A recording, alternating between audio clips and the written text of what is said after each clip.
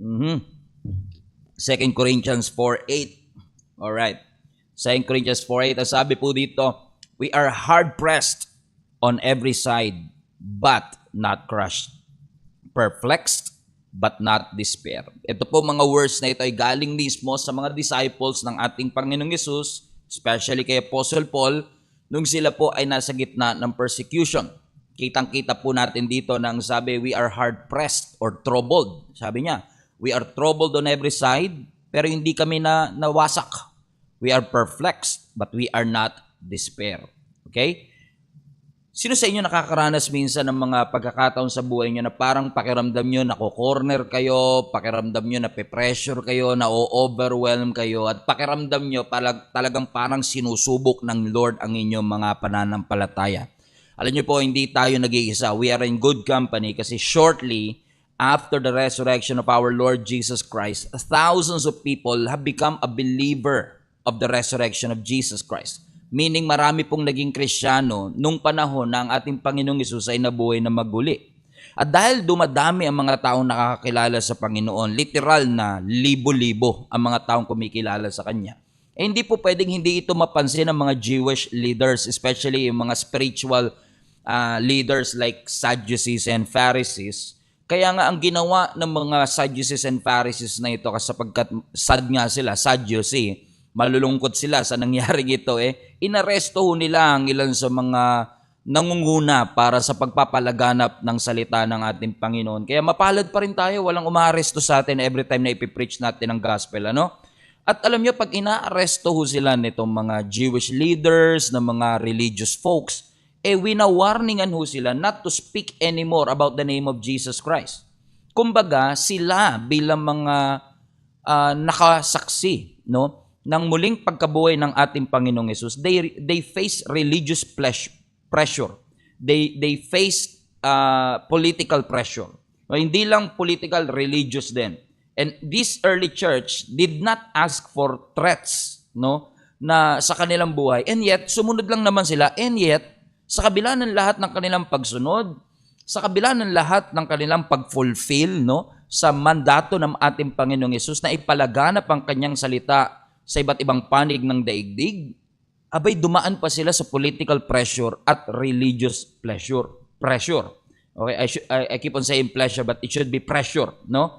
Na ang early church, no, ang nakakatuwa sa kanila, imbis na ihingi nila sa Panginoon na tanggalin ng Lord yung pressure, tanggalin yung persecution, alam mo nakakatuwa, because of their boldness, they did not ask for the threats to be removed.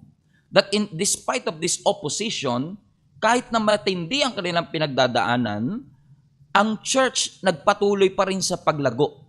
At kung ano man yung naging dahilan kung bakit sa kabila ng adversity, ay patuloy na lumago ang early church, naniniwala ko yung prinsipyong yan kailangan nating matutunan. Kung mapapansin niyo yung verse na binasa natin, they were pressed hard, they were troubled, no? Para silang piniga na parang sponge. And yet, ano sabi ng scripture ulit? But they were not crushed. Na sa kabila ng pagpiga sa kanila, sa kabila ng pressure ng mga religious leaders sa kanila pong pinapalaganap at pinipreach, instead na sila'y mangonte, imbis na sila'y maduwag, imbis na sila'y sumuko o huminto. Ano ang sabi ng scripture? Lalo pa silang lumago. Ano? Bakit nangyari ito? Because of their perspective when it comes to sufferings and trouble. Ano ang sabi ni Apostle Paul sa Romans chapter 5, verse 3? Ang sabi ni Apostle Paul, even in times of trouble, we have joyful confidence. Watch this. Knowing that our pressures will develop in us patient endurance. Grabe to. Ang sinasabi ni Apostle Paul, kahit na merong mga trouble na dumarating sa aking buhay, meron pa rin kaming confidence. Mas matindi ang trouble, mas matindi yung confidence namin. Bakit? Kasi alam namin na yung mga pressure na ito, yung mga persecution na ito, will develop in us. Di ba? Tignan nyo, no? Hindi nila tinignan yung problema, ang tinignan nila yung magiging bunga nito sa kanilang pananampalataya, na ang sabi nila, makakapagbigay ito ng patient endurance. And watch this, verse 4. And yung patient endurance, yun ang magre-refine sa aming character. Ang sabi ng verse 4. And proven character will lead us to hope. Grabe to. Ano sabi ng scripture? hindi kami natatakot, no? Sa kabila ng mga troubles namin pinagdadaanan, in fact, nakakapagbigay pa ito ng confidence sa amin sapagkat alam namin na yung pressure na yan, magde-develop yan ng endurance. At yung endurance, yan ang magre-refine sa aming mga karakter at makakapagpatunay na yung karakter na yan ay magbabalik sa amin patungo sa pag-asang meron kami sa aming Panginoon. So maaaring hindi tayo nakakaramdam ng religious persecution. In fact, in our day and age right now, especially in the Philippines, talagang marami na rin pong naging so-called Christian sa ating bansa. Pero maaaring hindi tayo shaken ng persecution ng mga Pharisees and Sadducees, pero pwedeng ang iyong pananampalataya ay nasusubok ng sakit. Nasusubok tayo ng financial struggle. Nayayanig ka sa pagkawala ng iyong trabaho. Nayayanig ka sa mga struggle mo sa school. O kaya merong career setback, na-demote ka sa trabaho, natanggal ka sa trabaho, or shaken by marital problem. Pero natutunan nyo na rin po sa akin at paulit-ulit kong sinasabi sa inyo that sometimes God will allow these shakings to shape our faith. That you were shaken to make you unshakable. Na minsan iaalaw ng Panginoon na ma-shake talaga ang ating mga pananampalataya kasi gusto niya na ikaw, pagdating ng araw, ma-develop sa iyo. Nakita niyo yan? Yung patient endurance to the point na ikaw ay maging unshakable pa. Unshakable na. Na yung pressure sa iyong buhay, marirealize mo na, yun ang nagre-refine sa aking karakter.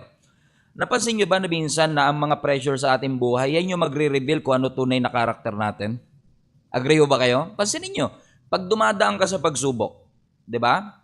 Tignan nyo ang the way you talk, the way you think, the way you react. Mapapansin nyo, it will reveal who you are. The storms in your life will not just reveal who your God is. It will also reveal who you are. Pero yung proper placement ng pressure, yun ang makakapag-define kung saan ka pupunta.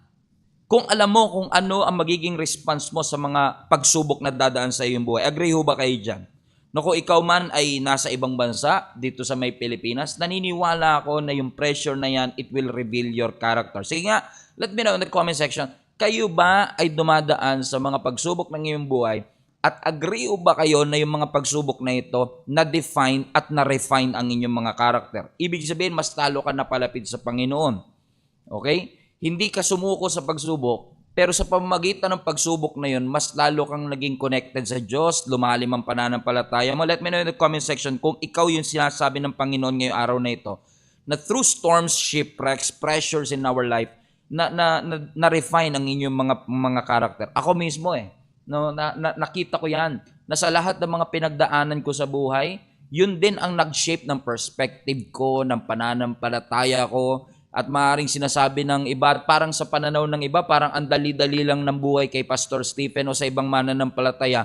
Pero hindi nila alam, lahat ng mga bagay na yan na mukhang madali, epekto yan ng mga bagay na nirefine ng Panginoon sa atin in the past. Kasi ang gusto ni Satan, sumuko tayo Ang gusto ni Satan, mabasag tayo. Di ba? Parang kay gusto niya yung pananampalataya natin maging fragile. Ang gusto ni Satan, mga pananampalatayang babasagin. No? Madaling masira, madaling mabasag, madaling sumuko. Hindi yan ang gusto ng Panginoon sa ating buhay. Ang gusto ng Panginoon sa atin, kung tayo man ay dadaan sa mga pagsubok, it will refine, not define. It will refine who you are. Iyan ang makakapagpino ng ating mga pananaw, ng ating mga ugali para mas lalo natin makilala ang ating Panginoon. At tinatawag ko nga yun, naalala nyo, meron akong preaching before called anti-fragile faith, no? Ang tawag po natin diyan sa pananampalataya na yan o sa skill na yan, na kahit may pagsubok na dumarating sa iyong buhay, hindi ka sumusuko, lalo ka pang lumalakas. Ang tawag po diyan ay anti-fragility, no? Ano ang anti-fragility? Nilagay ko po yan ngayon dito para makita ninyo. Ano ang anti-fragility? Ang anti-fragility is the ability to benefit from stress, chaos, and adversity. Tingnan nyo ito, no? Yung stress na iniiwasan natin, yung chaos na iniiwasan natin, or adversity na tinatakasan natin, sa mga taong may anti-fragility na na-develop ang Panginoon, mas lalo silang nagbe-benefit pag may stress. Mas lalo silang nagbe-benefit from chaos. Now, gusto nyo ba yan? Ako gusto ko yan Na hindi mo iniiwasan ng stress, hindi mo iniiwasan ng adversity. Pag dumating yung adversity at stress, alam mo, makikinabang ako dito. Dadaanan ko to Kumbaga, you don't surrender under pressure. You thrive under pressure. Mas lalo kang nag-grow, mas lalo kang lumalakas, mas lalo kang tumatatag sa iyong pananampalataya. At tama po ba mga kapatid? O sabi nga ni Alejandro, yes po, humaharap ako from trials and difficulty. Lahat tayo dadaan eh. Whether meron ka man Diyos o wala, lahat tayo dadaan dyan. Pero gusto nyo bang magkaroon ng abilidad na anti-fragility kung saan nagbe-benefit ka sa stress, nagbe-benefit ka sa chaos, nagtatrive ka under pressure. Kumbaga yung trial sa iyong buhay, nagiging opportunity for growth. Hindi siya setback, set up siya. So kapag may pagsubok, hindi ka nag-i-stagnate, hindi ka humihinto, natututo ka, nag-a-adjust ka, lumalalim ka kapag may challenges. Yun yung anti-fragility. Kumbaga pag dumaan ka sa stress, hindi ka nai-stressed. Pag na-trouble ka, hindi ka nato-troubled. Kumbaga kung may trouble, dinadaanan mo siya, pero lalo kang lumalakas.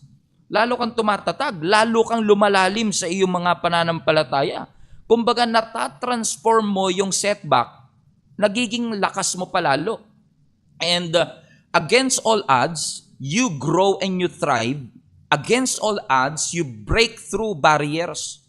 Kahit may mga hadlang, lalo ka pang tumitindi. May mga biblical example ba ng mga anti-fragile na mga tao? Si Job.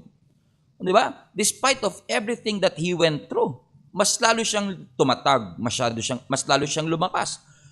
Obviously, hindi madali yung kanyang pinagdaanan. Biruin mo, 10 anak niya namatay in one day. Health and wealth na apektuhan sa kanyang buhay. Wala na nga siyang pwedeng sabihin ng tao, wala na siyang pwedeng ipagpasalamat eh. Pero against all odds, 'di ba? He grew, he thrived, he broke through barriers. Si Joseph, 'di ba? Pinangakuan ng Panginoon sa isang panaginip na siya ay ilalagay as a person of influence. Pero nangyari kay Joseph sa Genesis, 'di ba? Nakainggit na ng kanyang mga kapatid, binenta ng kanyang mga kapatid, 'di ba? Pinagpasapasahan ng iba't ibang mga hari, 'di ba? Pero ano nangyari? Despite of all of that, ano ang sabi ng scripture? Dinala siya, ginamit ng Lord. At ano nangyari? Yung kanyang pinagdaanan, hindi niya inisip, hindi niya tinignan as excuse para sumuko, kundi nakita niya yun, ito'y paraan ng Panginoon para i-refine ako, para maging ready ako sa palasyo. Minsan niyaalaw ng Panginoon na dumaan ka sa pit, PIT, sa mga balon, sa mga hukay ng iyong buhay, para dalhin ka niya sa palas. Minsan kasi tayo, excited tayo sa palas, ayaw natin ng pit.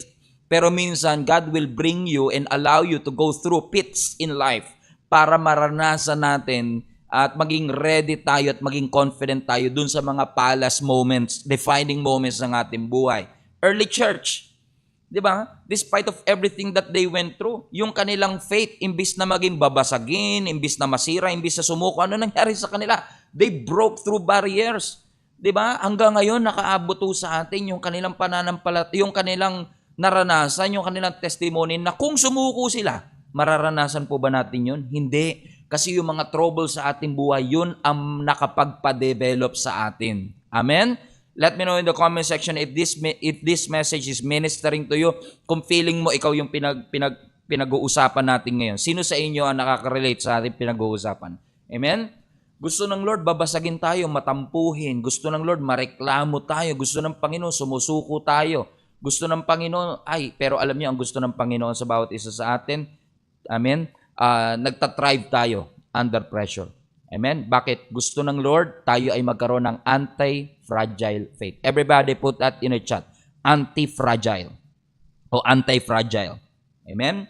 So ano yung 3 stages no para makita natin saan tayo sa 3 ito, no? Tayo ba ay merong fragile faith o anti-fragile faith? Una, tignan natin yung fragile.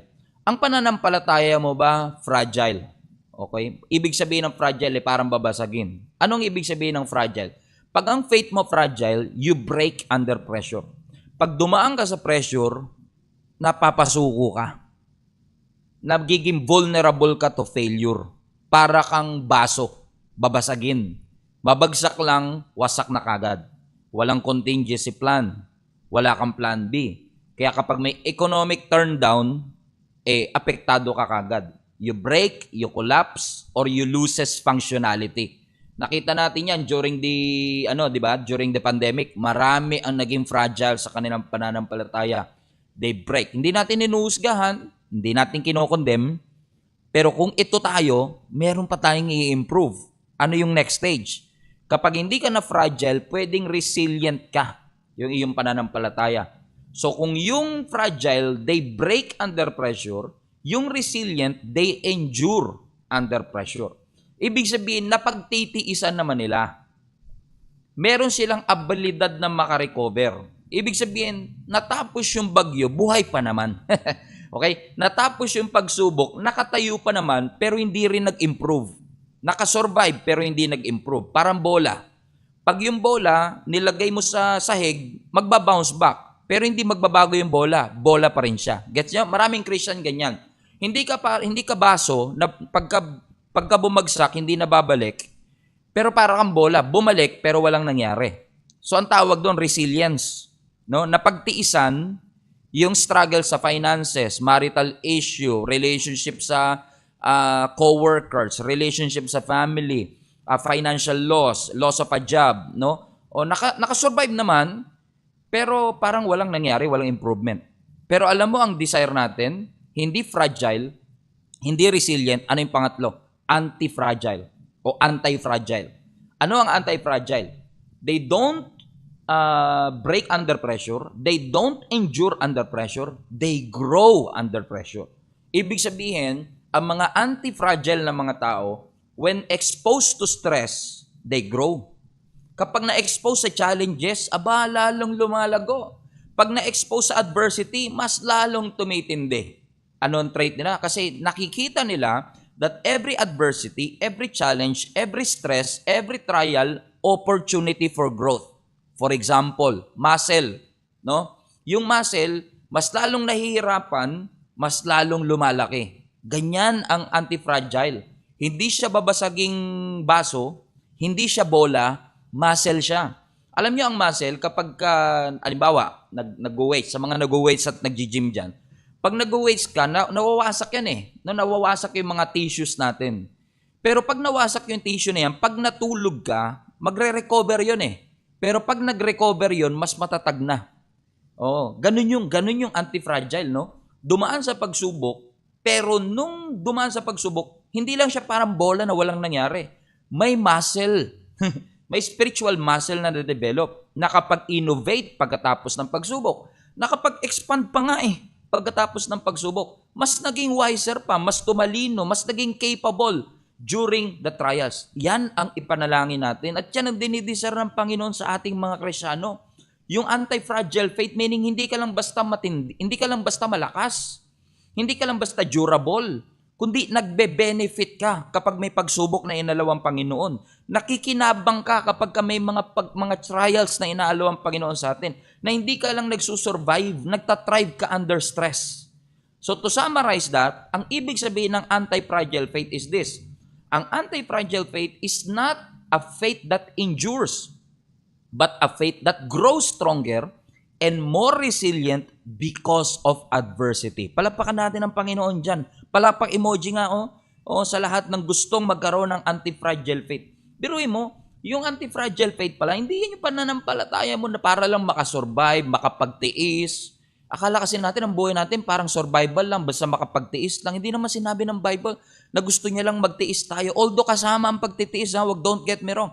Walang Kristiyanong hindi nagtiis. Walang Kristiyanong hindi nahirapan. Lahat ng Kristiyano nahirapan. Lahat ng Kristiyano nagtitiis. Pero hindi mo inaalaw na yung mga pinagtitiisan mo makapagpabagsak sa iyo, kundi inaalaw mo yun na nakakapagpalakas sa iyo. Yun ang nagbibigay ng resilience sa iyo. Because of that adversity. Hindi ka nagbe-break, hindi ka sumusuko. You get better from that trouble. Hallelujah. Amen? We get better. Amen? And stay tuned ha, kasi tuturuan tayo ng Panginoon ngayong gabing ito in just a few moments. Paano tayo mamumuhay ng anti-fragile faith? Kasi hindi ko lang naman sasabihin sa inyo, magkaroon ka ng anti-fragile faith. Pero hindi tayo tuturuan ng Lord kung paano. Bibigyan ko kayo ng tip mamaya kung paano tayo magiging anti-fragile faith. Base na rin sa aking experience. Pero tignan nyo ang mga example natin sa Biblia. Sino yung mga taong merong anti-fragile faith? For example, si Gideon.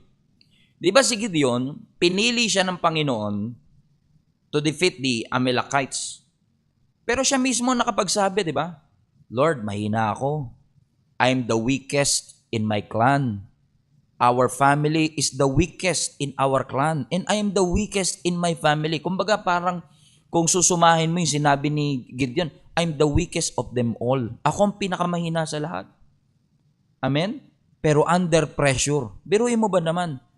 Pumili siya ng 32,000 soldier. Sabi ng Lord, gawin mong 10,000 lang. Lord, kalaban namin, libo-libo rin. Mabuti na yung sigurado. Di ba ganun tayo minsan? Pero ano nangyari? Hindi, sabi ng Lord, marami pa rin yung 10,000. Binawasan. To cut the long story short, ilan na lang? 300. 300 soldier against thousands of soldier. What a pressure it must have been para kay Gideon to lead hundreds of soldier against thousands, literally tens of thousands of soldier. And yet, ano sabi ng scripture? After all that pressure, it revealed the mighty valor inside of him. Na talagang totoo pala yung sinabi ng angel, Gideon, you're a man of valor. Biruin mo, wala pa siya napapatunayan, nakita na ng Lord yung potential niya. Bakit? After all, hindi naman siya yun eh. Ang importante lang, sumunod ka eh. Nung sumunod siya, kahit yung 300, dahil sa pagsunod niya, minultiply ng Panginoon, yung lahat ng weaknesses nila, pinuna ng ating Panginoon. At nakita natin, even dumaan sa stress, sa challenges and trial, they broke through. Si David, for example, hindi madali na maging hari, 'di ba? Being a king might have been so much pressure para sa isang David, no? But it revealed his competence. Nung nilagay na siya sa posisyon para maging hari, doon na reveal yung kanyang pagiging magaling na hari at si David ang kinukonsider even up to this day to be one of the greatest king, no, in history of the nation of Israel. Pero si King Saul na nasa posisyon, 'di ba? Nung panahon ni Goliath, siya ang pinakamatangkad, pero parang naging diwende siya nung hinarap siya ni Goliath eh. Na-reveal yung pagiging diwende ng kanyang puso. Bakit? Dumaan sa pressure. Si King Saul nung dumaan sa pressure, naging diwende. Pero si David nung dumaan sa pressure, naging malakas. Yan ang gusto ng Panginoon mangyari sa bawat isa sa atin.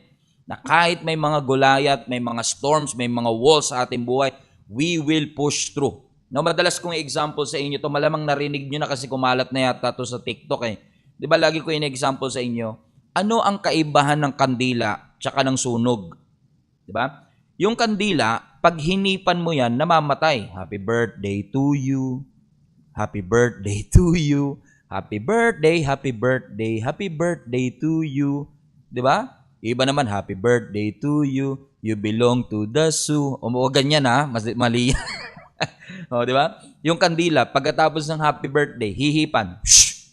Ano mangyayari? Patay. Pero ang sunog, di ba? Tingnan nyo yung nangyari sa Los Angeles. Ano ang reason kung bakit kumalat ng mabilis at matindi yung apoy? Because of the ember, because of the wind. Yung wind nagdala ng mga embers sa iba't ibang lugar, yung mga mga pira-piraso ng mga may apoy na napunta sa iba't ibang lugar, kumalat, hinipan din ng hangin, pero lumaki pa lalo at lumakas. Yan ang gusto ng Panginoon mangyari sa atin. Yung pag inipang ka ng mga bagyo, pag hinipang ka ng mga bagyo, hindi ka namamatay. Mas lalo kang lumalakas, mas lalo kang lumalaki. Paano mangyayari yung pastor? Yung lakas na yan, hindi kasi pwedeng galing lang sa'yo eh. At sabihin mo, Lord, I can do all things through you who strengthens me. Totoo yan, pero wag mo kakalimutan yung, kasi minsan nakafocus ka lang sa I can do all things, nakalimutan mo yung true Christ. Hindi mo magagawa yung lahat ng bagay, hindi mo mapagtitiisan yung lahat ng bagay kung wala ang Panginoon. Kasi yung lakas na yan ng pagiging anti-fragile, hindi yan self-derived. Hindi yan galing sa edukasyon mo. Meron kang balon na pinaguhugutan. Okay? So kasi pwedeng gifted ka nga, fragile ka naman, 'di ba? So yung fragile, anti-fragile gusto natin kasi alam natin na hindi na 'to lakas ko. Ang lakas ko limitado, pero ang lakas na kayang ibigay ng Panginoon hindi. Hindi na uubos. Amen? Amen? Na kahit dumating tayo sa mga pagsubok, alam natin hindi tayo iiwanan ng ating Panginoon. Katulad ng muscle, katulad ng anti-fragile faith, the only way for a muscle to grow, the only way for our faith to grow, is sometimes God will allow us to go through storms, challenges, trials, and even shipwrecks. Amen? Mahirap pakinggan, pero yun po talaga ang totoo.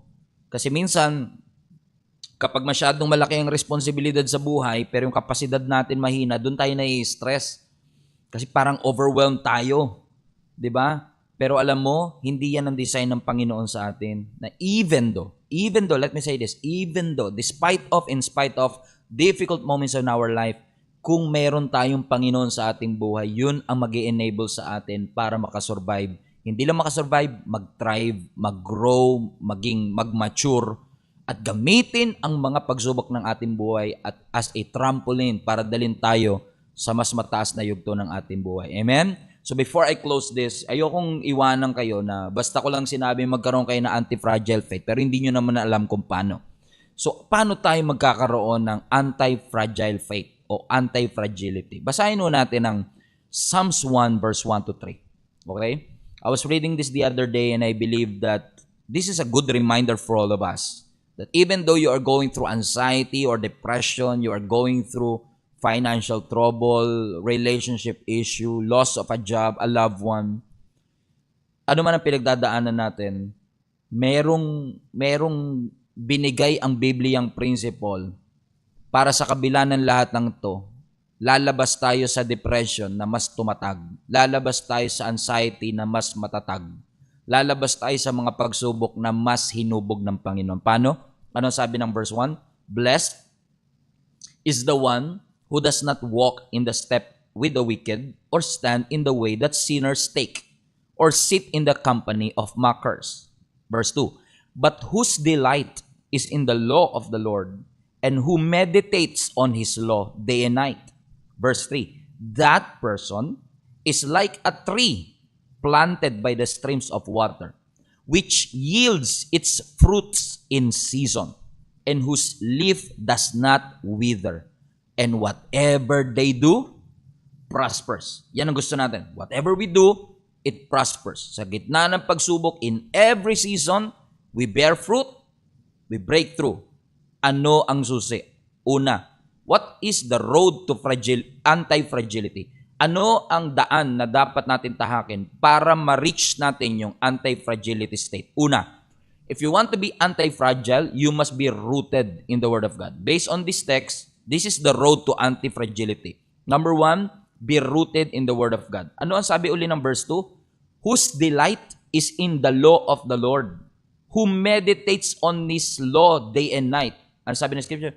At kung sino man yung nagde-delight sa law of the Lord, you meditate the law day and night, those people, di ba, sabi ng verse 3, that person is like a tree planted by the streams of water. So, ibig sabihin, napakahalaga pala sa isang Kristyano na tayo ay deeply rooted in the Word of God. Hindi mo lang basta kabisado, hindi mo lang basta narinig, hindi mo lang basta alam. Nasa puso mo talaga siya. Bakit? Kasi at the end of the day, and I'm telling you this because I've been through depression, I've been through anxiety, I've been through sickness, financial loss, financial difficulty, relationship issues, almost everything. Hindi man kasing hirap at kasing dramatic siguro ng iba sa inyo, but we all been there. Pero ano ang source of strength mo? Di ba Word of God? Ano ang guidance mo during adversity? Di ba Word of God? Bakit sinasabi ng Scripture na meditate? Bakit sinasabi ng Scripture na delight? Kasi pwedeng nagbabasa ka, wala naman delight. Pwedeng nagbabasa ka pero for compliance, for requirements, di ba? Binabasa mo siya pero you're not really meditating it. But the moment that you meditate on the Bible, the Word of God, it anchors your unshakable foundation.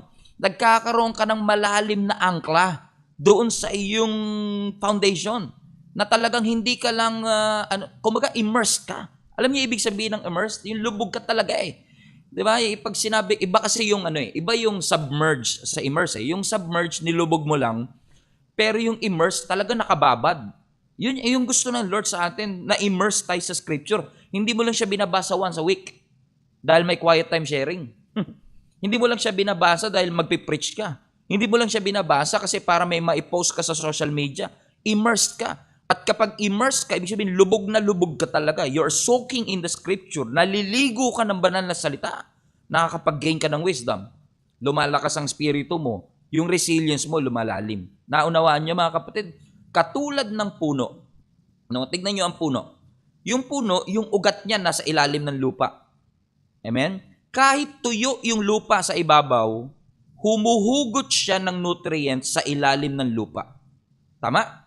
Katulad natin mga Kristyano, kahit tagtuyot ang nasa labas, kahit na merong dry season, may financial trouble, mahirap ang buhay, saan ka huhugot ng salita? Sa ilalim. Di ba? Hindi ka kukuha dun sa tuyot eh. Kasi tayo, kapag lagi ka lang nakakuha, kaya tayo na-frustrate kasi nakatingin tayo sa katuyuan ng pagsubok at problema sa ating buhay. Pero katulad ng puno, saan siya kumukuha ng kanyang nutrients, ng life-giving nutrients? Di ba sa ilalim ng lupa? Amen? So napakahalaga na yung root natin, root system natin, malalim ang ating pinagugutan. Kasi po ganito, no? Yung capacity natin, dependent po yan sa foundation. No, halimbawa, nagtatayo ka ng building, hindi ka pwedeng magtayo ng building kung ilang floor ang gusto mo, no? Kasi yung taas ng building na gusto mo, dapat kayang i-accommodate ng lalim ng foundation na nilagay mo. So kung ang foundation mo hanggang second floor lang, hindi ka pwede mag 7th floor. Kasi marami po sa atin, no, gusto natin ng skyscraper na buhay, no, mala central business district na mga building na buhay, pero bungalow lang yung foundation natin. So yung capacity mo, dependent yan sa foundation mo. Yung level of fruit na makukuha mo, yung level of success na mararamdaman mo, dependent yan. Ano ang foundation mo? So kung hindi ka deeply rooted sa Word of God, madali kang babagsak. So let me ask you a question. Ano mga binabasa mo? Sino pinapakinggan mo? Saan ka naglalaan ng matinding panahon? Alam nyo, lalo pag foundation building, nagbibuild ka ng foundation, hindi minamadali yan. Ako po hindi engineer, pero ang assumption ko, ang mga engineer, hindi basta-basta yan minamadali ang foundation. Kaya nga mapapansin nyo, di ba, parang bigla na lang pag dumaan ka sa isang lugar, wala pa dati itong building na to, biglang nagkaroon. Kasi minsan mabilis yung pagbibuild, pero yung foundation matagal. No? Kaya wag na wag yung mamadaliin ang foundation. Wag niyong mamadaliin na kailangan nyo kagad ng bunga, kailangan nyo kagad ng resulta. Kung may dinedevelop pa ang Panginoon sa inyo sa pamamagitan ng dealing sa mga salita ng Diyos, allow the Lord to move. Hayaan nyo. Kung abutin ng 1 taon, di 1 taon. Kung abutin ng 5 buwan, 5 buwan. Kung abutin ng 5 taon, sige Lord, kung ano po ang gusto nyo. Tulad ng baby. Ang baby, hindi mo pwedeng madaliin yan. Aantayin mo talaga ng 9 months, correct? Hindi naman pwedeng magpalalamove ka lang based. Excited na ako sa anak ko, ipapalalamove ko na lang. Kasi yung lalamove, same day delivery. Ay, hindi pwede. Hindi pwedeng shortcut, di ba? Ang spiritual maturity, ganun din. Ang spiritual maturity, it doesn't happen overnight. Let's say, mabasa mo ang Bible in 5 months, cover to cover, kasama maps. Ibig ba sabihin, pag nabasa mo siya in 5 months, pwede ka na po bang maging pastor? Ay, hindi po. Growth is a lifelong process. Maturity is a lifelong process. So let me ask you a question. Either you are part of this community, of this church, or maybe not. But let me ask you a question. Where are you in your growth process? Nasaan ka? Kasi kailangan deeply rooted. Huwag mo madaliin ang training. Huwag mo madaliin ang growth mo sa iyong pananampalataya. Para pag dumating ang pagsubok, hindi mo siya makikita. Pagsubok na naman. Trial na naman. Kaya maraming Christian, di ba, malungkot lagi, nakayuko lagi. Para bang ang lungkot, para silang nasa losing side na nakalimutan nila, we are on a winning side. So may trial man, tool yan. Hindi yan setback, set up yan. Huwag mong takbuhan, yakapin mo. Amen? At magugulat ka. Amen? That's the road to anti-fragility. Be rooted in the Word of God. Number 2, ano ang road to anti-fragility? Number 2, be planted by the streams. Diba? Hindi ka lang dapat rooted in the Word of God, dapat planted ka by the streams. Watch this. Ang sabi ng verse 3, that person is like a tree. Diba? Ano yung kasunod? Planted by the streams of water, ang sabi ng verse 3. Nakita niyo yun sa verse? Naalala niyo sa verse na yun? Tignan niyo. That person is like a tree. Planted. Everybody say planted. Amen? In the streams or by the streams of water. Alam niyo yung planted by the streams of water is actually a metaphor. No? Ang ibig sabihin ng planted by the sea, hindi ka literal na puno na nakatanim sa tabi ng ilog, pero ibig sabihin lang yan is a metaphor for somebody or someone na nakakasurvive sa adversity, Yes. Nakakasurvive sa pagsubok? Opo. Plus, nagpapatuloy siyang mamunga kahit ano ang season. So, hindi ka lang nakatayo, nagbubunga ka talaga. Pwede kasi nakatayo pa pero wala ng fruit eh. Amen? Naalala niyo yung kinurse ni Jesus Christ na fig tree? May puno pero walang bunga eh. 'Di ba? May appearance ng fruit pero walang fruit. Pero pag sinabi natin planted by the streams of water, ibig sabihin may constant nourishment. May constant sustenance. So ganito kasi yan. Yung mga puno na nakatanim sa tuyo at barren area, ibig sabihin yung mga disyerto for example, di ba pag ang puno nakalugar siya sa isang disyerto o sa isang tuyong lugar, saan siya umaasa ng tubig? Di ba sa ulan? So pag walang ulan, walang nourishment. Pero kapag planted ka sa streams, yun yung difference. Pag planted ka sa streams, tuloy-tuloy yung tubig. May constant source, may abundant source. Hindi ka nawawalan. 24/7. May access ka dun sa source. So, hindi ka tulad ng nakatanim sa tuyo, sa disyerto, kung walang ulan, wala na sila. Dependent sila sa source. Okay, should I say, dependent sila sa circumstance. Walang ulan di wala na. Pero ang planted by the streams, dependent sa source. Asa ng tubig, doon ako didikit. asa ng ilog, doon ako kukonect. Kumbaga, merong deep connection sa tubig. At dahil meron siyang constant connection sa tubig, lagi siyang green, lagi siyang fruitful. Ganon din po tayo. If we are in constant connection with the Word of God, may spiritual nourishment. Napakapalad doon natin. Hindi tayo pinagbabawalan na magbasa ng salita ng Panginoon. Nandyan ho lagi ang salita ng Panginoon 24/7. Nasa cellphone natin. Sa mga podcasts and sermons every week na nakikita po natin sa mga YouTube channel ng iba't ibang mga churches. Malaking bagay po yan para ma-nourish ang ating mga kaluluwa. Amen? Pero pansinin po ninyo, balikan natin, di ba? Planted by the streams. No? Hindi siya basta lumago lang dun eh. Hindi siya basta tumubo lang dun. May nagtapo ng buto, bigla siyang tumubo. Hindi, planted siya eh. Nakalagay planted. Ano ibig sabihin ng planted? Pag planted kasi, ibig sabihin niya deliberate, sinadya. Hindi siya basta randomly lumago lang doon. Someone deliberately placed it there. Nung binabasa ko ito, naalala ko yung Psalms 92. Tignan nyo ito, no? Ang sabi ng Psalms 92 verse 12, "The righteous will flourish like a palm tree." Gusto niyo ba yan? Yes. "They will grow like a cedar of Lebanon." Gusto niyo po ba yan? Yes. Kasi ang cedar of Lebanon, kung gaano ka-wide yung root, ganun din ka-wide yung kanyang dahon. So gusto ko yan. Pero ang sabi ng verse 13, planted. Itong mga taong to, planted in the house of the Lord, and they will flourish in the courts of our God. Now, I don't want you to misunderstand. Although ang Psalms chapter 1, yung binasa natin kanina, in context, kailangan rooted sa Word of God. Ito kasi parang planted in the house of the Lord to, no?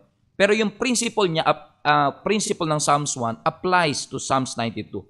Na kailangan kang firmly connected to the Word, to the community, maybe planted in a church, planted in a small group. So let me tell you this. Kung ikaw ay Kristiyano na, you are part of the church, you are part of the small group, listen to me, hindi po aksidente na dyan ka nilagay ng Lord. Hindi aksidente pagkakaplant mo. Deliberate si Lord na dun ka i-plant. It's God's job to plant you. It's your job to stay planted. Hindi aksidente na dyan ka nilagay ng Lord. Kasi yung church, yan ang nagpo-provide ng nourishment sa iyo. Yan yung nagpo-provide ng accountability. Hindi pwedeng Christian na wala accountability. No? Yan ang nagbibigay ng encouragement sa iyo na kailangan sa iyong paglago. Correct? So, kung may pastor ka, okay? May pastor ka talaga sa church mo, hindi ako nandito para palitan ng pastor mo. Pwedeng kung ginagamit ako o kami na church bilang supplement, salamat. Pero ang accountability mo nasa church mo. Ang accountability mo nasa pastor mo, nasa small group mo. Kasi napakahalaga po niyan eh. Na kailangan matutunan natin na kung gusto natin maging anti-fragile, hindi pwedeng anti-fragile, hindi ka nagbabasa ng word. Hindi ka umaati ng services. You're not part of the community. You are not training yourself or preparing yourself for that. Hindi natin mapipigilan ng bagyo pero mape-prepare natin ang sarili natin kapag dumaan tayo sa bagyo. Amen po ba? Palakpakan natin muli ang ating Panginoon. Pangatlo, 4 lang to, and I will close. Mabilis na yung pangatlo at pangapat. Pangatlo, What's the road to anti-fragility? Ano ang kailangan nating i-note kung tayo ay magde-develop ng anti-fragile faith? Number 3, maging steadfast. No? Be steadfast. So una, be rooted in the Word of God. Number 2, be planted by the streams. And number 3, be steadfast. No? Ano sabi ulit doon sa verse natin? Verse 4, and those leaves will not wither. Ang sabi ng verse 4, di ba? Balikan natin verse 3 rather.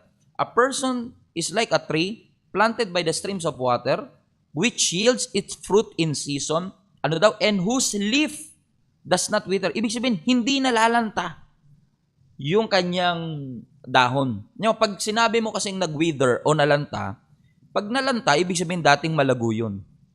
Kaya nalanta, nawala ng life, nawala ng buhay. Yung pananampalataya natin, minsan ganun, ano?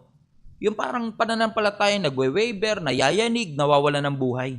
Pero ang gusto ng Panginoon sa atin, pananampalatayang steadfast, na nagre-remain yung spiritual vibrant tayo. Kahit may adverse condition, kahit na nasa disyerto, nananatiling nakatayo. Yung righteous man, doon sa Psalm 92, they remain steadfast. No? Kung babalikan mo ang verse 1 ng Psalms 1, di ba? Balikan natin ang Psalms 1.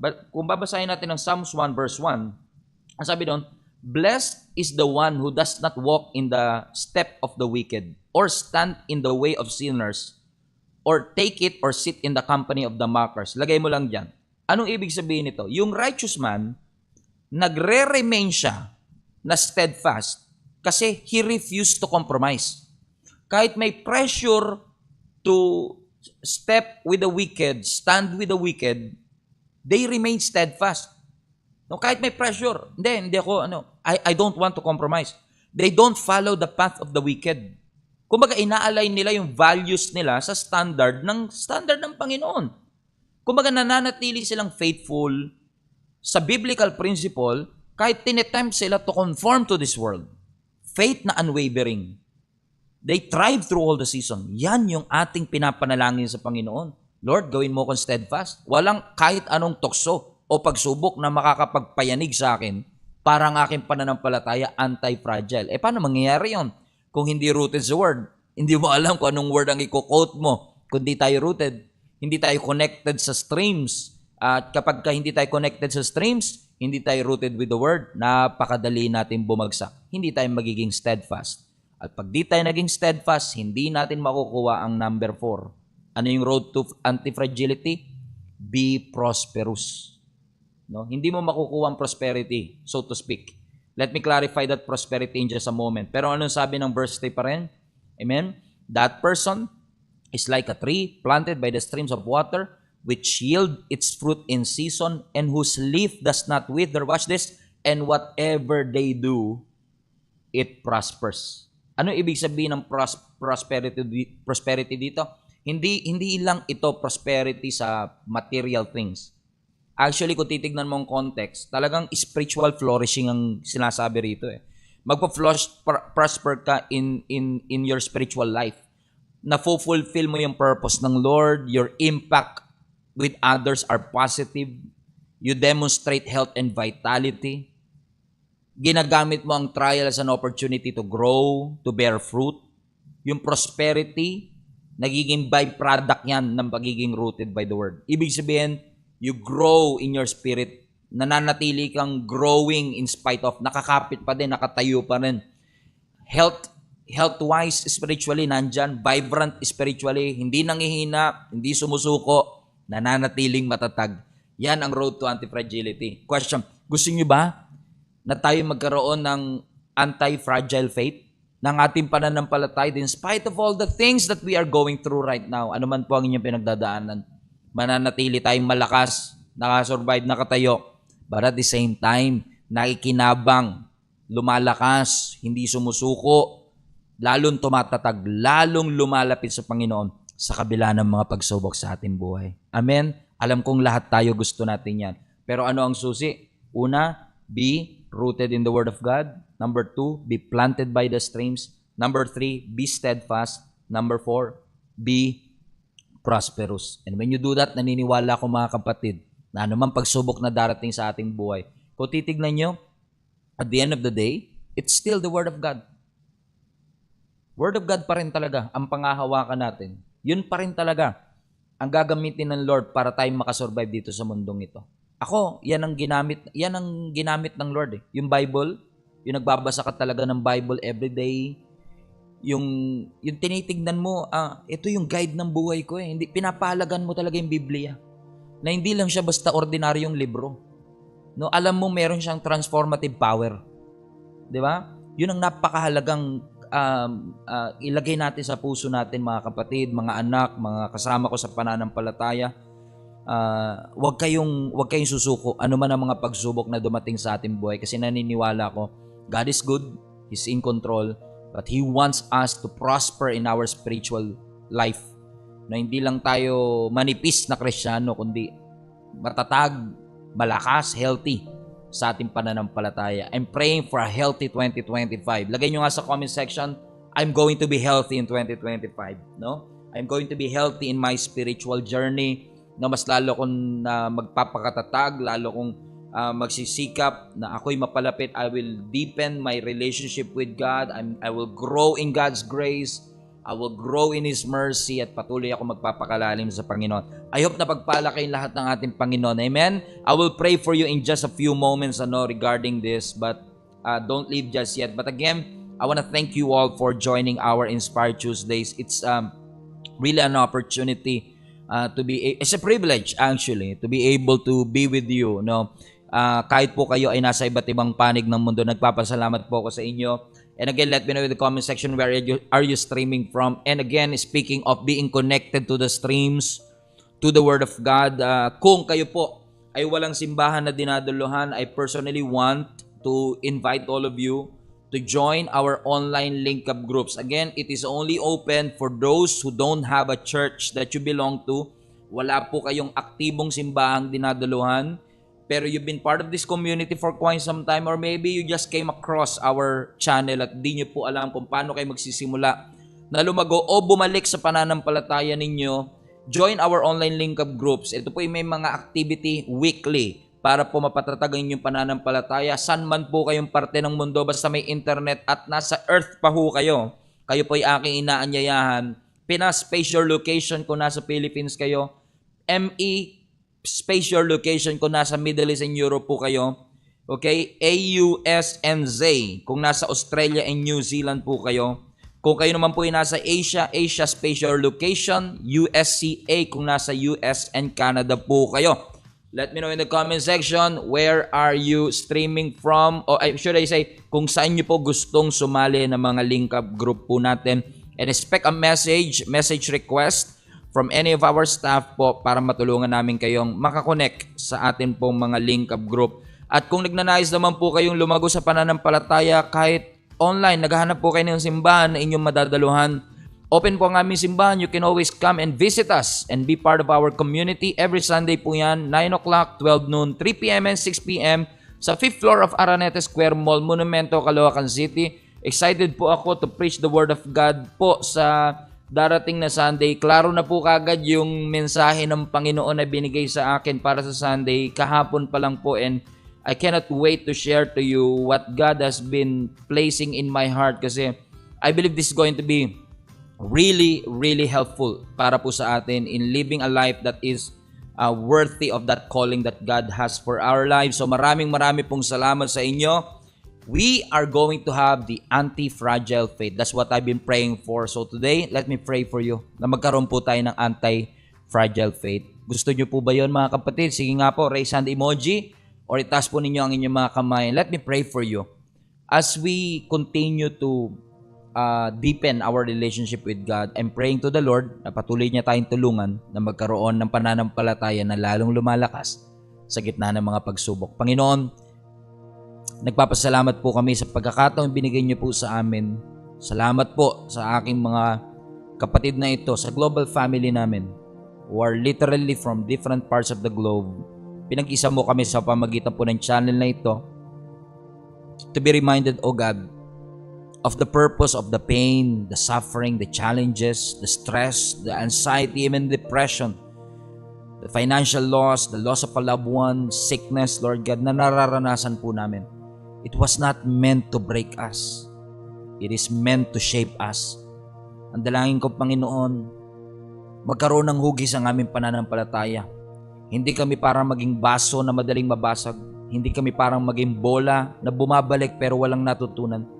Kundi maging muscle kami, Panginoon, na lalong dumadaan sa stress, lalong lumalakas, lalong tumitindi. Lord, dalangin ko, yan ang i-allow mo na mangyari sa bawat isa sa amin. That each and every one of us, dalin mo kami sa aming road to anti-fragility. Na kami, Panginoon, ay rooted malalim sa iyong mga salita. We are planted by the streams of water, Panginoon. Lord, ang dalangin ko, patuloy na gamitin mo, Panginoon, kami para maging steadfast kami sa pamamagitan ng mga pagsubok na ito. And most importantly, maging prosperous, Panginoon, pagkatapos po ng lahat ng mga pagsubok na ito. Dalangin ko na i-bless mo ang aking mga kapatid, kabuhayan nila, trabaho nila, kalusugan nila, mahal nila sa buhay. Ingatan